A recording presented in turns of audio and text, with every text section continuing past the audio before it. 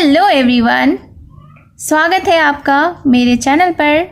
तो हाजिर हूँ मैं फिर से एक न्यू इंटरेस्टिंग मोरल स्टोरी के साथ। बहुत ही अच्छी कहानी है, वीडियो के अंत तक बने रहिएगा।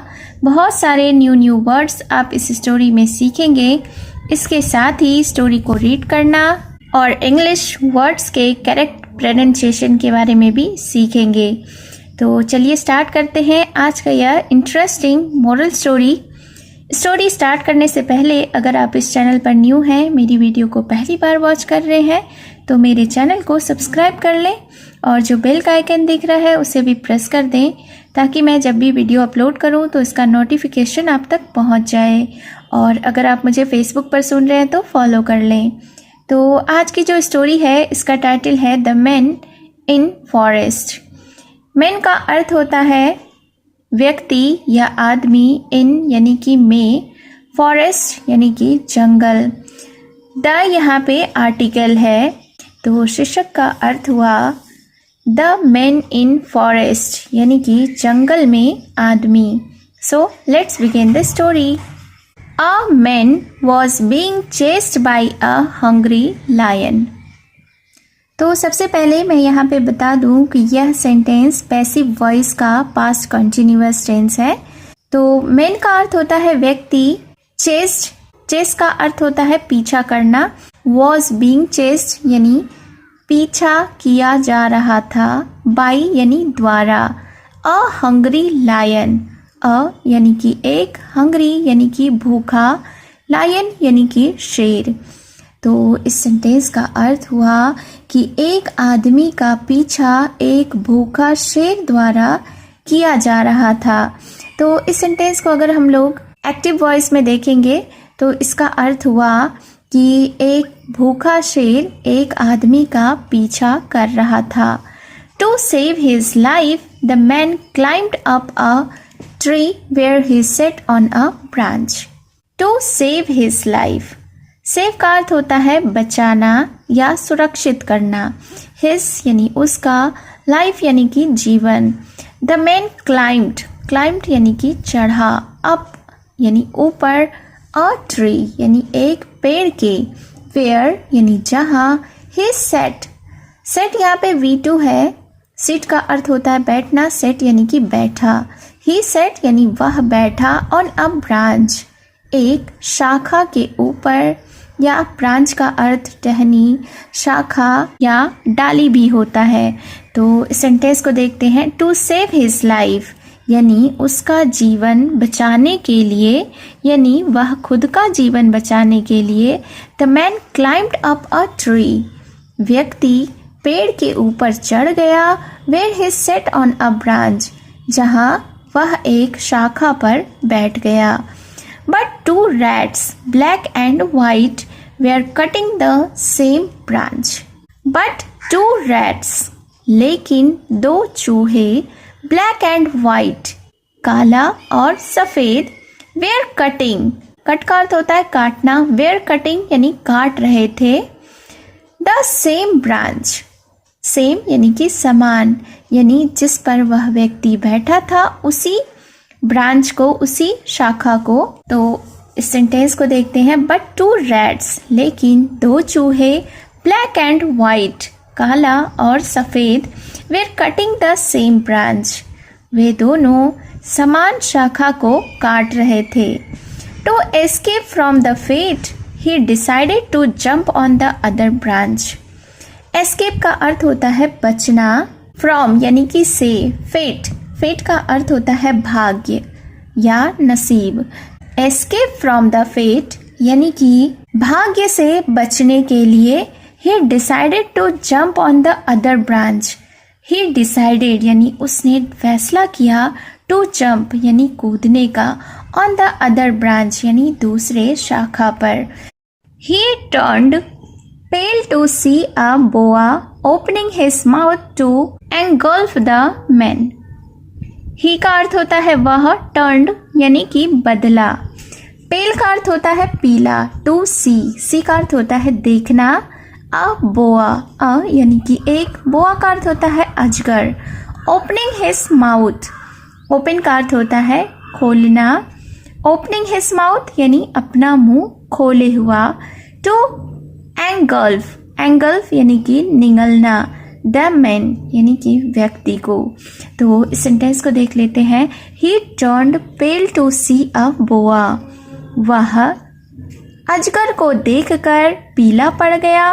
Opening his mouth to engulf the man, जो कि अपना मुंह खोले हुआ था व्यक्ति को या आदमी को निगलने के लिए।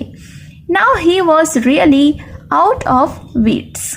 नाउ का अर्थ होता है अब, रियली यानी वास्तव में, सच में, विट्स यानी कि पागल। तो now he was really out of wits यानी कि अब वह सचमुच पागल हो चुका था। To get out of this he looked upward where there was a honeycomb. To get out of this यानी कि इन सब से निकलने के लिए ही लुक्ड उसने देखा, अपवर्ड यानी ऊपर की तरफ, where there was a honeycomb जहाँ एक मधुमक्खी का छत्ता था। हनीकॉम्ब का अर्थ होता है मधुमक्खी का छत्ता। As he tried to touch it, he was lost in amazing taste of honey drops that fell on his mouth. As he tried to touch it, जैसे ही उसने इसे छूने की कोशिश की, he was lost in amazing taste of honey drops. वह शहद की बूंदों के अद्भुत स्वाद में खो गया। That fell on his mouth, जो उसके मुंह पर गिरा था। तो इस सेंटेंस के वोकैबुलरीज को देख लेते हैं। ट्राइड यानी कि कोशिश किया, टच का अर्थ होता है छूना, इट यानी कि इसे, लॉस्ट यानी खो गया, अमेजिंग यानी कि अद्भुत, टेस्ट यानी कि स्वाद, हनी यानी कि शहद, ड्रॉप्स यानी कि बूंद, फेल यानी गिरा, माउथ का अर्थ होता है मुंह। तो फिर आगे क्या हुआ देखते हैं। He again got another drop of honey which was enough to forget all these foes with lion rats। Again का अर्थ होता है फिर से, got यानी कि पाया, another यानी दूसरा, drop यानी कि बूंद, of honey यानी शहद का, which was जो था, enough यानी पर्याप्त, to forget भूलने के लिए, all his foes, फोस का अर्थ होता है शत्रु या दुश्मन, रैट्स यानी कि चूहा, बोआ यानी कि अजगर। तो इस सेंटेंस को देख लेते हैं। He again got another drop of honey यानी कि उसे फिर से शहद की एक और बूंद मिली, which was enough to forget all his force viz lion rats boa, जो कि इसके सभी शत्रुओं अर्थात शेर, चूहे, अजगर को भूलने के लिए पर्याप्त था। Suddenly he realized it was nothing but the trick of his son to wake him up. Suddenly यानी कि अचानक, ही रियलाइज्ड यानी कि उसे एहसास हुआ, इट वॉज नथिंग कि यह और कुछ भी नहीं, but the trick of his सन बल्कि उसके बेटे की चाल थी, टू वेक हिम अप उसे जगाने के लिए।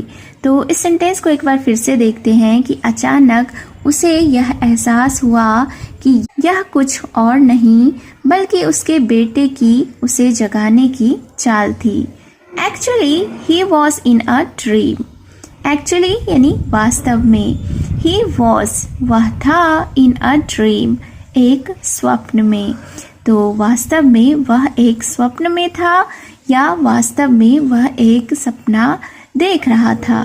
He decided to go to decipher the message of the dream. He decided यानी उसने फैसला किया, to go to जाने का, decipher यानी कि रहस्य को समझना या खोलना। उसने अपने सपने के संदेश को समझने का फैसला किया। It was explained that the lion is your death. It keeps chasing you. It was explained that उसे यह समझाया गया कि the lion is your death यानी कि शेर तुम्हारा मृत्यु है। इट कीप्स चेसिंग यू, यह तुम्हारा पीछा करता रहता है। Rats are day and night, चूहे दिन और रात हैं। With the passage of time they make you close to death, the boa is your grave. और फिर आगे उसे यह समझाया गया, यह बताया गया कि with the passage of time, यानी कि समय बीतने के साथ, they make you close to death, वे आपको मौत के करीब ले जाते हैं। The boa is your grave, अजगर आपका कब्र है। It is always waiting you to fall into it, यह हमेशा आपके इसमें गिरने का इंतजार कर रहा है। The honeycomb is the world, और मधुमक्खी का छत्ता दुनिया है। And honey is a luxury of life which help us to forget our death, grave and inevitable things. Honeycomb यानी कि मधुमक्खी का छत्ता, यह संसार है। And honey is the luxury of life, और शहद जीवन का सुख है या विलास साधन है। विच हेल्प अस, जो हमें मदद करता है, टू फॉरगेट, भूलने में, आवर डेथ, हमारी मृत्यु को, ग्रेव, हमारे कब्र को, एंड इनवाइटेबल थिंग्स, और अनिवार्य या अपरिहार्य चीज़ें। अच्छा, यहाँ पे इनवाइटेबल एडवांस लेवल के वोकेबलरी हैं और इसका हम लोग डिटेल से मतलब समझ लेते हैं। इनवाइटेबल का मतलब वो होता है यानी कि वो चीज़ें जो निश्चित हैं और जिन्हें टाला नहीं जा सकता। Moral of the story is luxury diverts our mind, यानी कि सुख हमारे दिमाग को डाइवर्ट करती है, यानी कि विचलित करती है, भटकाती है, यानी कि ये हमें मौत, कब्र और ज़रूरी चीज़ों को भूलने में मदद करती है। So it was the short moral story. उम्मीद है आपको यह स्टोरी पसंद आई होगी और आपने बहुत सारे न्यू वर्ड्स भी इस स्टोरी में सीखे होंगे। तो ऐसे ही और इन्फॉर्मेटिव मॉरल वीडियोस के लिए मेरे चैनल को सब्सक्राइब कर लें, बेल का आइकन भी हिट कर दें, और अगर आप मुझे फेसबुक पर सुन रहे हैं तो फॉलो कर लें।